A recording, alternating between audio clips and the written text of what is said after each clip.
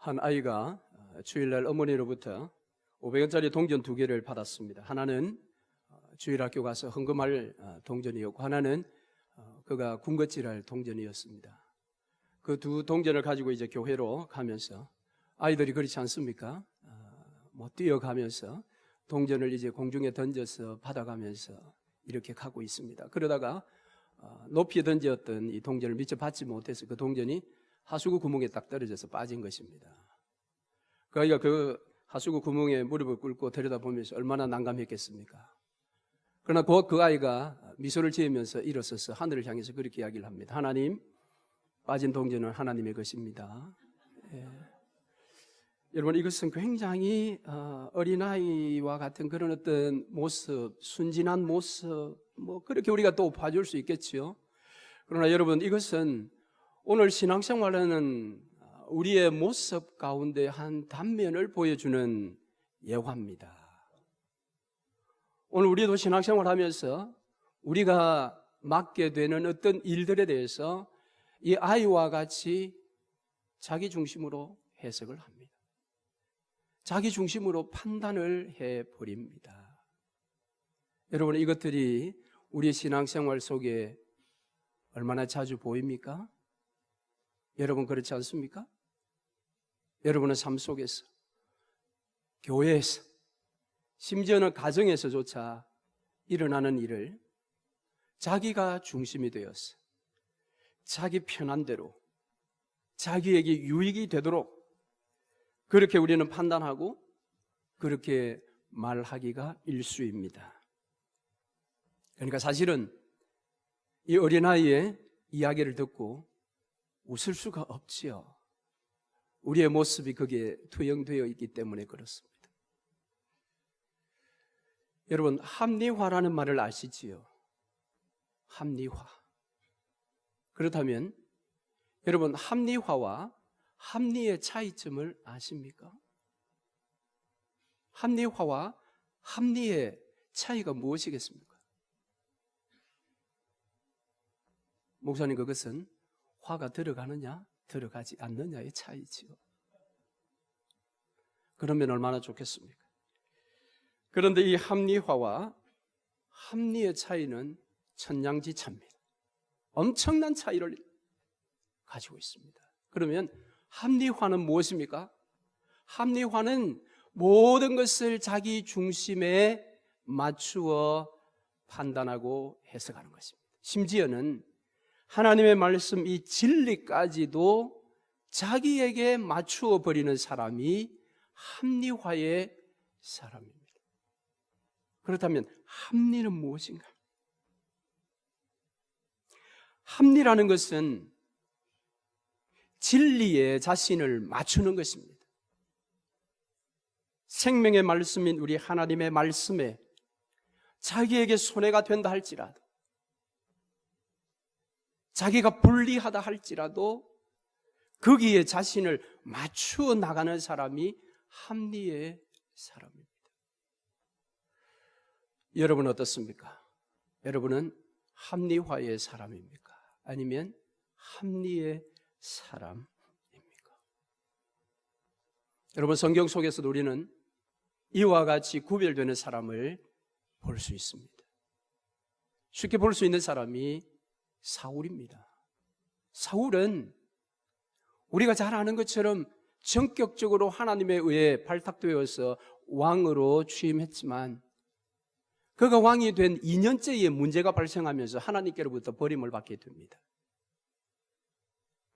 그가 버림받게 된 큰 2가지의 사건이 있지요. 하나는 아말렉과의 전투에서 하나님의 명령을 어긴 것입니다. 모든 것을 진멸하라고 했는데 그가 사무엘 앞에 무엇이라고 말합니까? 하나님께 더 좋은 제물을 드리기 위해서 그 가운데 건강하고 좋은 짐승들은 살렸습니다 라고 말했습니다. 그에게 다시 하나님 한 번 기회를 주었습니다. 그런데 그는 그 기회를 또 날려버렸던데 그것이 무엇인가 하면 당신은 더디오고 백성들은 흩어지는 것 같아서 내가 제사를 드렸습니다 라고 말했습니다. 여러분, 그 사람은 합리화의 사람입니다. 하나님께서 세워놓으신 법이 있었지만 언제나 그 법을 자기에게 맞추어서 해석해버렸습니다. 결국 그는 하나님께로부터 버림을 받았습니다. 반면에 다윗은 합리의 사람이었습니다. 그는 사울에 의해서 쫓겨다니면서 정말 비참하게 살았습니다. 그런데 기회가 왔습니다. 동굴 안에 홀로 자고 있는 사울을 만나게 된 것입니다. 그래, 내가 기도한 것도 아니잖아. 그런데 하나님께서 사울을 죽일 수 있는 그런 기회를 주셨어. 이건 하나님의 뜻이야. 그것은 다윗의 소리가 아니었습니다. 그의 부하들의 소리였습니다. 왕이여, 하나님이 당신에게 지금 기회를 주신 것입니다. 사울의 생명을 취하소서. 그런데 여러분, 다윗이 무엇이라고 말했습니까? 그를 기름 부어 세운 자가 하나님이시니 내가 어찌 그의 생명을 취하려. 그는 또 도망자의 신세가 되었습니다. 여러분, 이처럼 합리화의 인생과 합리의 인생은 완전 다른 것입니다. 여러분, 어떤 삶을 살기를 원하십니까? 또 여러분은 솔직히 지금까지 어떤 편에 서 있었습니까? 오늘 이 아침에 본문의 말씀을 중심으로 제가 생각해 보려고 하는 것은, 이 두 가지의 길에서 우리는 모두가 사실은 합리의 길을 선택할 것인데 어떻게 살아야 합리의 길을 살 수 있을까? 거기에 대한 교훈의 말씀을 함께 살펴보려고 합니다. 오늘 본문의 말씀은 고린도 교회에 발생했던 한 문제를 해결하고자 하는 바울의 가르침의 말씀입니다. 그것은 우상의 제물을 먹을 것인가 말 것인가 하는 문제였습니다. 그런데 이 문제는 단지 먹고 마시는 그런 단순한 문제가 아니라 여기에는 신앙의 깊은 교훈이 들어있음을 우리가 볼 수 있어야 합니다. 고린도 교회는 항구 도시로서 이 상업이 굉장히 발달한 그런 도시였습니다. 그래서 많은 인종들이 모였다가 흩어졌다 하는 그런 도시였습니다. 그러다 보니까 그 도성에 12개의 신전이 있었습니다. 그러니까 국가적으로나 개인적으로 얼마나 많은 제사를 드렸겠어요. 그 제사에는 반드시 제물이 바쳐지는데 이 수많은 제물을 사실은 다 버리기가 아깝기 때문에 그 드렸던 제물이 이제 그 당시 1세기의 고린도 시장에 흘러나왔습니다. 그래서 사람들이 시장에 가면 주인이 준비한 어떤 그런 이 고기도 있겠지만은 바로 제물로 드렸던 그 고기들을 많이 구입할 수 있는 그런 상황이었습니다. 그런데 그때에 이제 예수를 따르는 그리스도인들에게 문제가 된 것입니다. 그 음식을 먹을 수 있느냐 먹을 수 없느냐의 문제였습니다.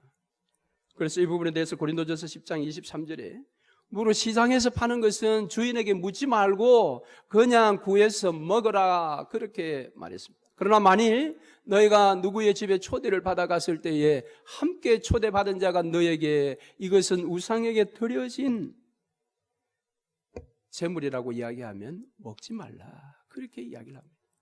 사도 바울은 지금 먹을 수도 있다, 먹지 않을 수도 있다라고 이야기를 합니다. 이것은 예수 그리스도가 십자가와 부활을 통해서 우리에게 주신 자유의 그런 선택권입니다.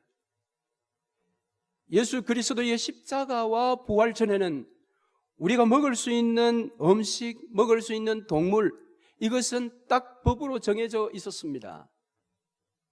그것이 유대의 법이었습니다. 율법입니다.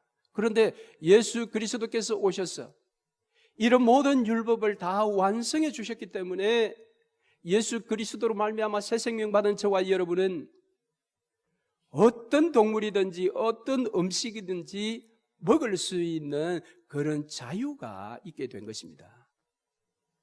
그런데 그 자유로 인해서 고린도 교회에 먹어도 된다, 먹으면 안 된다라는 분쟁이 일어난 것입니다. 그래서 바울이 이야기를 합니다. 이것은 무엇이든지 먹을 수 있다, 그러나 먹지 않을 수도 있지 않겠는가. 그래서 이 말씀을 통해서 너희가 합리화의 길을 걷든지 합리의 길을 걷든지 선택할 수 있는 그 가이드를 지금 제공을 합니다. 자, 그러면 합리의 길을 걷기 위해서는 이 먹고 마시는 우상의 제물에 대해서 우리는 어떤 교훈을 받아야 합니까? 먼저 첫 번째는 오늘을 살아가는 우리는 먹고 마시는 모든 문제, 사소한 문제부터 중요한 문제 이르기까지 하나님의 영광을 위하여 해야 한다라는 가르침입니다.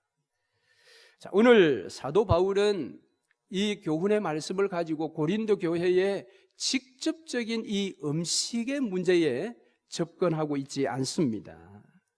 물론 그것이 가르침의 소재가 되었지만은 거기에서 사도 바울은 하나님의 영광이라는 우리 신앙에 아주 중요한 그 주제를 끄집어내고 있습니다. 너희들이 먹느냐, 먹지 않느냐, 그것보다 더 중요한 것은 하나님의 영광이 먼저라는 것입니다. 그 영광을 위해서 너희들이 먹을 수도 있고 먹지 않을 수도 있다라는 것입니다.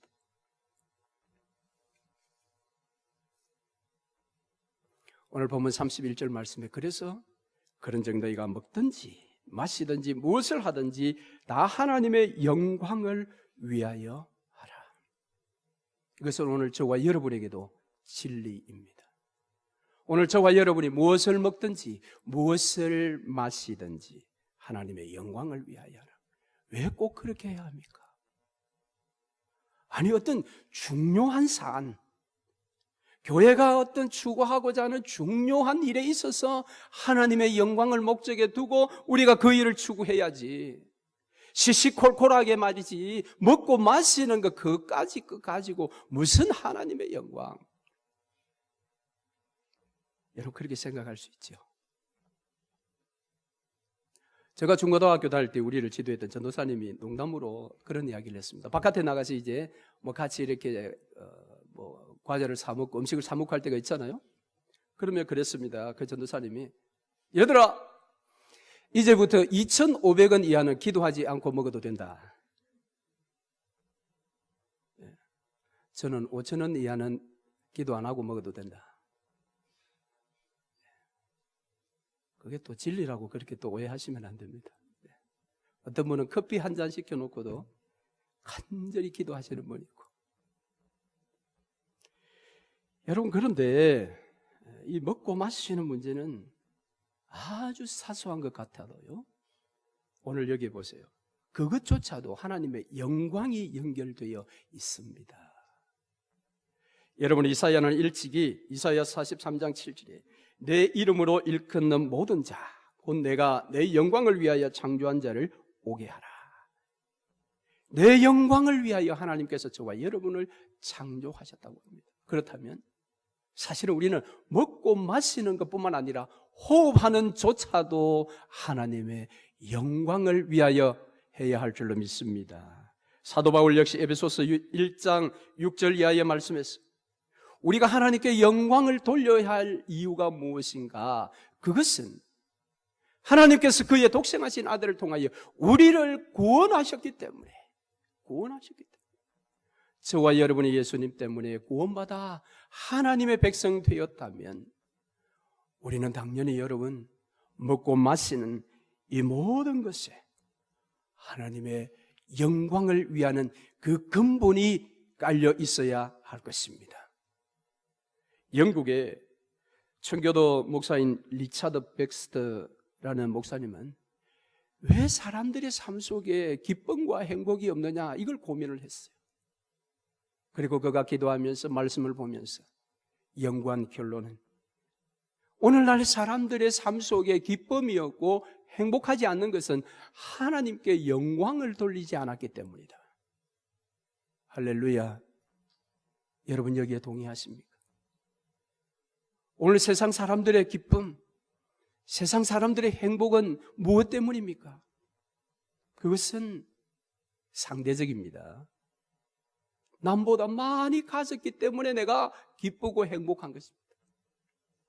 여러분 사시는 그 집은 한국에 사시는 분들에 비하면 여러분 초호화 별장입니다.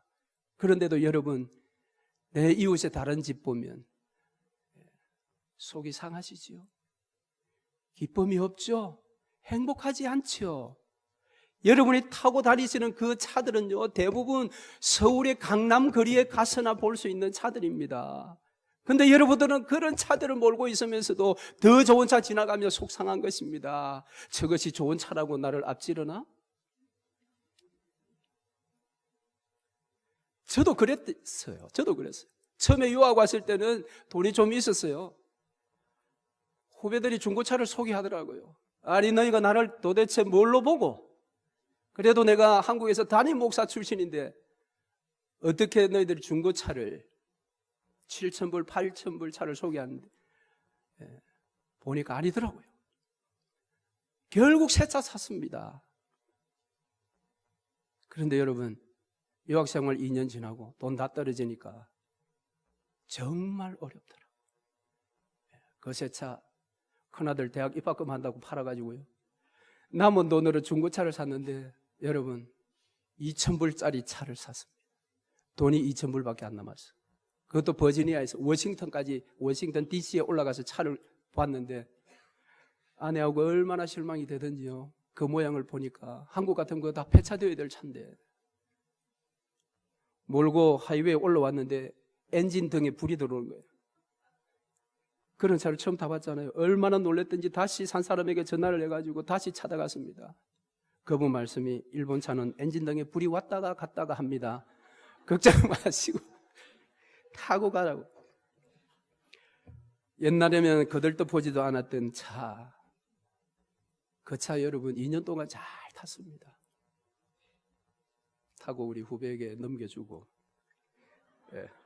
한국에 들어갔는데 그 후배 지금도 타고 있습니다. 여러분 가까이 있습니다. 그 후배가. 여러분, 오늘 우리가 왜 기쁨과 행복이 없는가? 하나님께 영광을 돌리지 않기 때문에.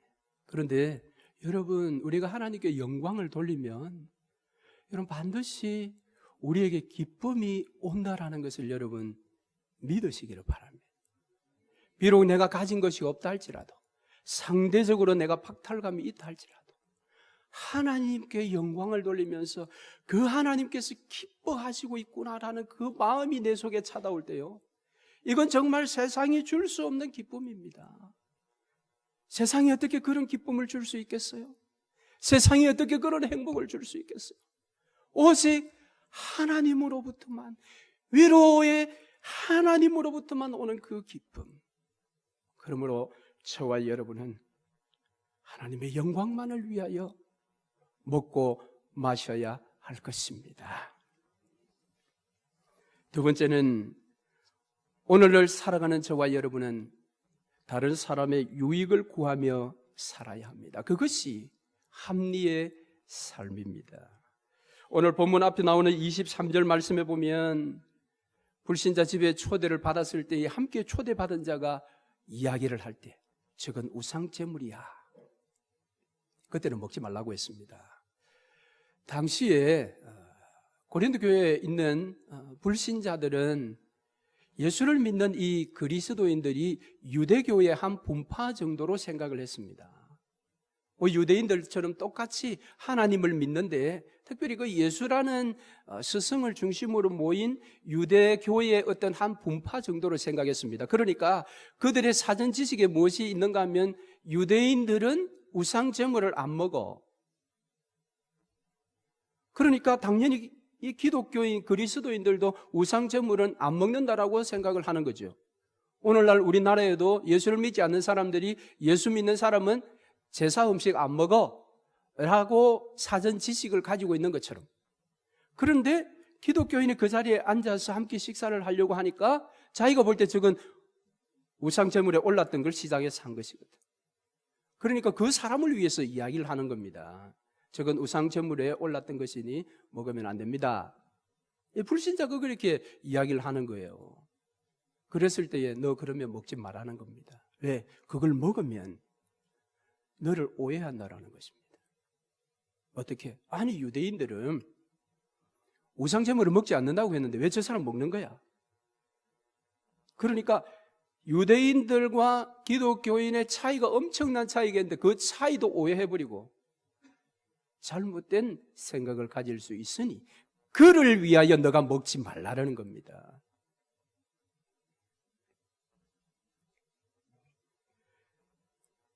여러분, 예수님께서도 마가복음 9장에 가면 가버나움의 제자들과 함께 들어가실 때에 제자들이 서로 다투었다고 합니다. 누가 더 크냐? 이 제자들이 예수님 나중에 왕이 되면 누가 더 큰 자리에 올라갈 것인가를 놓고 서로 다투었습니다. 예수님께서 그것을 아시고 너희 중에 가장 큰 자는 가장 낮은 자리에서 섬기는 자가 가장 큰 자다, 그렇게 이야기했습니다. 뿐만 아니라 42절에 또 누구든지 나를 믿는 이 소자 중 하나를 실족게 하면 차라리 연자 맷돌을 그 목에 달리우고 바다에 던지움이 나으리라. 즉 다른 사람의 유익을 위하여 너가 섬기지 아니하고 다른 사람으로 하여금 실족하게 만들면 너가 연자 맷돌을 그 목에 달리우고 바다에 던지움이 나다. 여러분, 사람은 세 부류의 사람이 있습니다. 사람은 우리가 이 사회적 동물이라 그러잖아요. 공동체를 이루며 살아갑니다. 혼자 독불장군으로 살 수는 없습니다. 사람들과 함께 살기 때문에 세 종류의 사람이 있습니다. 어떤 사람은 남에게 늘 손해만 끼치는 사람이 있습니다. 어떤 사람은 남에게 손해도 안 끼치고 유익도 주지 않고 홀로 독야청청하듯이 그렇게 사는 사람이 있습니다. 어떤 사람은 남에게 유익을 늘 끼치는 사람이 있습니다. 자, 여러분은 어떤 사람입니까? 여러분 스스로 생각할 때 나는 남에게 손해는 끼치지 않는 사람이야, 그런 생각을 하세요? 나는 남에게 손해도 주지 않고 남에게 유익도 주지 않고 나는 산다. 아니야, 나는 어떻게 하면 남을 유익하게 할까, 그런 생각을 늘 하며 산다. 여러분 어떤 사람이에요? 아마 중간에 계시는 분들이 많으시겠죠. 나는 남에게 손해 주는 것도 싫고 남에게 유익함을 주는 것도 질투나고 나는 나대로 갈 거야. 그러나 오늘 성경은 무엇이라고 이야기합니까? 남에게 유익을 끼치는 사람이 되라고 이야기를 합니다. 자, 남에게 유익을 끼친다라는 이 말을 한 단어로 딱 바꿀 수 있는 단어, 좋은 단어 한자가 있습니다. 그것이 무엇인가 하면 덕이라는 것입니다. 덕. 저 사람은 덕스럽다, 그런 이야기를 여러분 듣지 않습니까? 이 덕이라는 말의 국어 사전은 다른 사람에게 이익이나 도움을 주는 것 또는 다른 사람을 넓게 이해하고 받아들이는 마음이나 행동이다라고 이야기합니다. 그러므로 덕은 자신의 유익을 추구하는 것이 아니라 남의 유익을 추구하는 그 행동이 덕이라는 겁니다. 그러니까 저와 여러분이 들어야 할 소리는 저분은 덕스러운 분이야 라는 소리를 들어야 하는 것입니다. 세상에서도 우리가 그런 소리를 들어야 해요. 믿지 않는 불신자들에게조차도 우리는 저 사람은 덕스러운 사람이야 라는 소리를 들어야 하는 것입니다. 그런데 여러분, 여기서 말하는 이 덕은, 성경에 나오는 이 단어의 원어의 뜻은 더 놀라운 것입니다. 원어의 뜻은 집을 세운다라는 것입니다. 무엇입니까? 덕이란 하나님의 집, 교회를 세우는 것입니다. 오늘 우리가 교회 안에서도 저분은 참 덕스러운 분이야 라는 소리를 들어야 하는 것입니다. 무엇을 통해서? 나의 유익이 아니라 교회의 유익을 위해서 내가 힘쓸 때. 그래서 성경도 덕을 힘써 세우라 그렇게 이야기합니다. 로마서 15장 2절 말씀에 우리 각 사람이 이웃을 기쁘게 하되 선을 이루고 덕을 세우도록 할지니라. 베드로도 그의 책에서 이렇게 이야기합니다. 베드로전서 1장 5절 이러므로 너희가 더욱 힘써 너희 믿음의 덕을 세우라. 믿음의 덕을 세우라. 여기서 말하는 이 덕은 오이코도메오, 집을 세우라는 것입니다. 너희 믿음을 가지고 교회를 세우라는 것입니다. 교회를 유익하게, 교회를 이루고 있는 성도 한 사람 한 사람을 유익하게 만들라라는 것입니다. 그런데 여러분, 죄송하지만 우리의 관심은 믿음에 있습니다. 그 믿음으로 덕을 세우는 일에 관심이 있는 것이 아니라 오직 믿음에만 관심이 있습니다.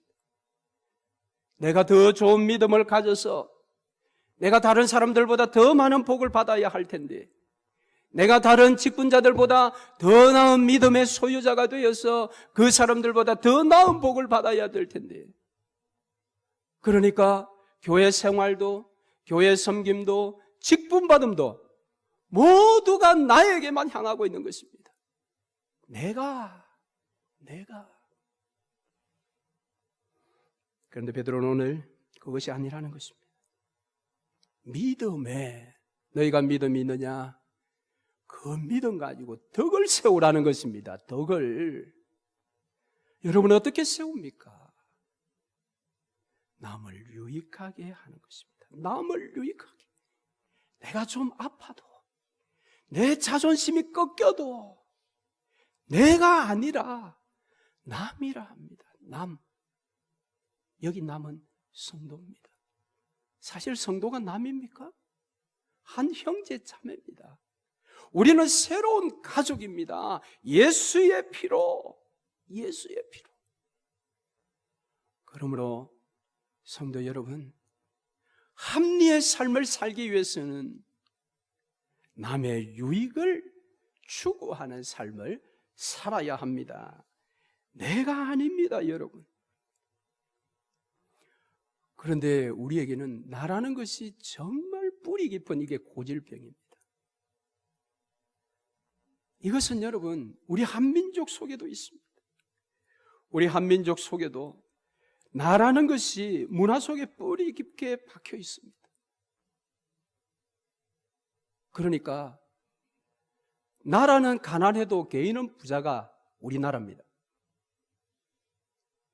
나라는 망해가는데 가난했어. 개인은 해외에 돈을 빼돌릴 만큼 부자들입니다. 여러분, 이게 제대로 된 모습이겠습니까? 그것이 오늘날의 모습이 아니라 우리 한민족 역사 내내로 우리 민족 가운데 뿌리 깊이 박힌 것이 바로 이것입니다. 나라가 어떻게 되든 말든 나만, 우리 집안만. 일제시대에도 그것이 있었고 지금 현대에도 그것이 있습니다. 그런데 그것이 예수를 믿어도 그것이 뽑혀나가지 않았습니다. 예수의 피로 고린도후서 5장 17절 보라 새 것이 되었도다. 더 나은 것이 아니라 완전 새 것이 되었는데 신앙 안에 들어온 우리도 여전히 그런 고질병이 우리 속에 있습니다. 다른 성도야 어려움이 있든지 말든지 나만 교회야 어렵든지 말든지 문제로 싸우고 볶든지 말든지 우리 가정만 편안하면 돼. 이런 생각이 근본적으로 우리 속에 있다는 겁니다. 얼마나 여러분 안타깝습니까? 그래서 오늘 사도 바울은 우리에게 먹든지 마시든지 아주 사소한 문제 이것부터 하나님의 영광을 위하고 사람의 유익을 위하라고 이야기를 합니다. 그런데 여러분 이것은 동전의 양면과 같습니다. 오늘 우리가 하나님의 영광을 위하여 내가 내 삶의 목적을 분명하게 세워두고 그렇게 한 걸음 한 걸음 나아가면 그 삶은 반드시 다른 이웃을 유익하게 하는 삶으로 꽃피울 수밖에 없습니다. 그러나 이것은 반대도 가능합니다. 내가 사람의 유익을 위하여, 다른 사람의 유익을 위하여 나 자신을 희생하고 나 자신을 던지면 내 삶을 통해서 하나님의 영광이 반드시 드러나게 되어 있습니다. 그런 삶을 살 때에 오늘 본문 33절 말씀은 그때 그 사람들로 하여금 구원을 얻게 할 것이다. 이런 삶이 여러분 복음주의적인 삶이라고 합니다. 이런 삶이 전도적인 삶이라고 합니다. 이런 삶이 주님이 우리에게 명하셨던 지상 명령을 완수하는 삶이라고 이야기를 합니다. 놀랍지 않습니까? 그런데 사도 바울이 이런 원리를 어떻게 우리에게 소개합니까? 하나님의 영광을 위하고 사람의 유익을 위한 이런 놀라운 경건 생활의 근본을 우리에게 어떻게 소개합니까?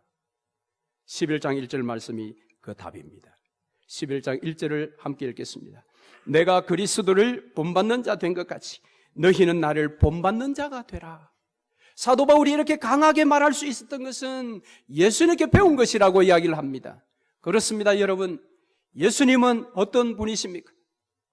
그분은 한 번도 자기를 내세우며 자기의 유익을 위하여 일하신 분이 아니십니다. 그분은 오직 자기가 구원해야 할 자기의 백성들의 유익을 위하여 하늘 보좌를 버리셨습니다. 자신의 살을 찢으시고 피를 흘리시며 십자가 위에 올라가셨습니다. 그분은 그 위에서 옷찢김을 당하시고 조롱과 멸시와 침뱉음을 당하셨습니다. 무엇 때문에? 오직 저와 여러분의 유익, 구원을 위하여, 우리의 구원을 통하여 하나님의 영광을 위하여 우리 예수님, 우리의 스승 주님, 그분이 그렇게 사셨습니다. 그 본을 따라 사도 바울이 이런 가르침을 우리에게 주고 있습니다. 예수님께서 요한복음 17장에 이렇게 기도하셨습니다. 아버지께서 내게 하라고 주신 일을 내가 이루어 아버지를 세상에서 영화롭게 하였습니다. 여기는 영광을 돌렸습니다 라고 번역할 수도 있습니다. 우리도 주의 본을 따라 이런 삶을 살아야 하지 않겠습니까? 그런데 우리의 연약함 때문에 여러분 염려가 되십니까?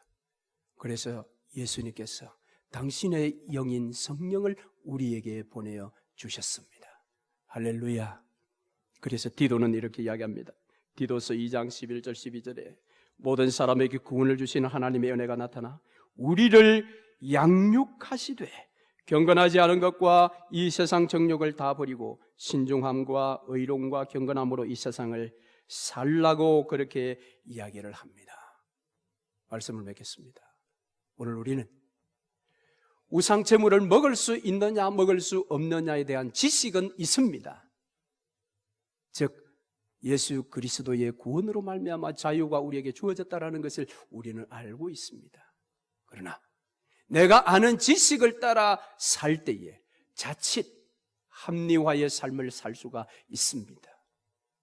그러나 사랑으로 살 때 남의 유익을 구하며 하나님의 영광을 구하는 삶이 될 것입니다. 그럴 때 우리는 사도 바울이 로마 교회를 향하여 선언하였던 그 선언을 우리도 동일하게 선언할 수가 있습니다. 우리 널푸른 장로교회 성도 중에 누구든지 자기를 위하여 사는 자도 없고 자기를 위하여 죽는 자도 없도다. 사나 죽으나 우리가 오직 주의 것이로다. 할렐루야.